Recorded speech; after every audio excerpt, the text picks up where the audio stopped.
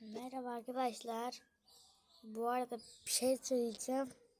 Çok iyi bir haber.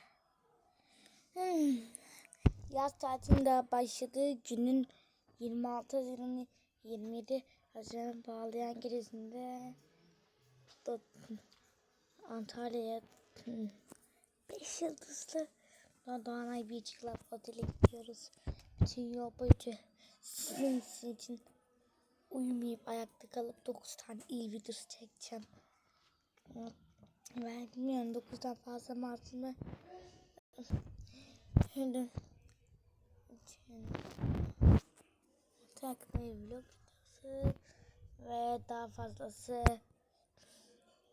26 Haziran'ı 27 Haziran'a bağlayan gecede ve 27 Haziran 2 Temmuz arası gelecek. Görüşürüz, saygılarım.